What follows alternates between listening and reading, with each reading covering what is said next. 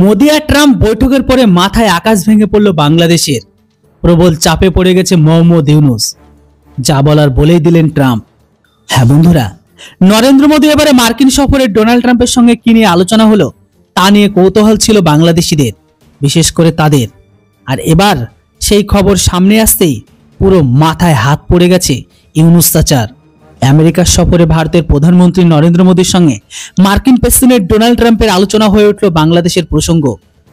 বৈঠক শেষে ট্রাম্প স্পষ্টতই জানিয়ে দিলেন যে বাংলাদেশ নিয়ে সিদ্ধান্ত নেওয়ার ভার আমি এখন আমার বন্ধু নরেন্দ্র মোদীর ওপরই ছেড়ে দিলাম। মোদী এবারে মার্কিন সফরে ডোনাল্ড ট্রাম্পের সঙ্গে কি নিয়ে আলোচনা হয় তা নিয়ে কৌতূহল ছিল। বাংলাদেশ নিয়ে কি আলোচনা হয় সেই দিকে তাকিয়েছিল একাধিক বিশেষজ্ঞ, এমনকি সমস্ত লুঙ্গি পরিহিত বাংলাদেশিরা।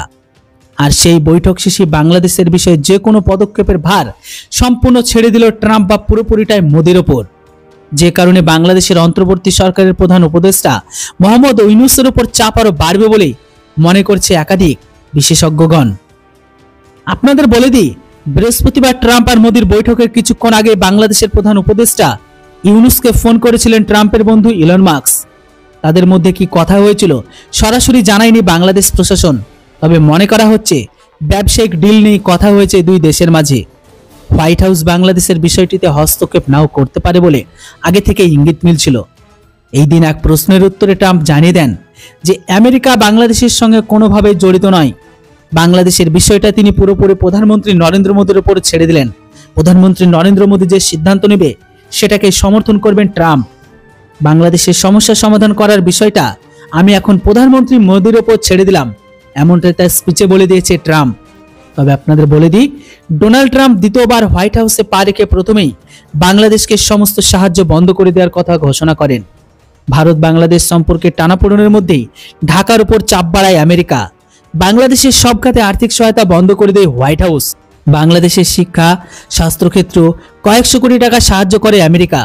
স্বাভাবিকভাবে এর ফলে চাপ বাড়বে ইউনূস সরকারের উপর। এছাড়া বাংলাদেশ পরিবেশ, শিক্ষা, কৃষকদের জন্য রোজগার, বিপুল অর্থ সহায়তা বা দান করত আমেরিকা। সেই সুবিধা দেওয়া বন্ধ করে দিয়েছেন ট্রাম্প। বাইরে থেকে যে সমস্ত বিভিন্ন জায়গায় লোন বা ফান্ড পেত আমেরিকা, সেটাকেও পুরোপুরি বন্ধ। এই পরিস্থিতিতে বাংলাদেশের ইস্যুতে যেভাবে মোদির উপর সবকিছু ছেড়ে দিল ট্রাম্প, তাতে ভারতের বিশেষ সুবিধা হবে বলে মনে করছে রাজনৈতিক মহল। তবে দেখার বাকি এটাই, ভারত বাংলাদেশের উপর কোন খেলাকে খেলে। যেটা হোক বন্ধুরা, পুরো ব্যাপারটির উপর আপনাদের কি মতামত সেটা অবশ্যই কমেন্ট বক্সে লিখে জানান। তবে এখানে দেখার বিষয় এটাও থাকবে যে তাদের বাপ বানানো, যে নতুন যে বাপ বানিয়েছে পাকিস্তানকে, সেই বাপকে তো ধুয়ে দিয়েছে। এবার বাপ আর বেটা, মানে অবৈধ পুত্র আর অবৈধ পিতা একসাথে মিলে ভারতের খেলাফ কোন খেলাকে খেলে। কেননা এবার পুরো খেলার দায়িত্ব দিয়ে দিয়েছে ভারতের হাতে। আপনাদের মূল্যবান মতামত অবশ্যই কমেন্ট লিখতে ভুলবেন না যে এবার ইউনূস চাচা দেশ ছাড়বে না দেশেই থাকবে।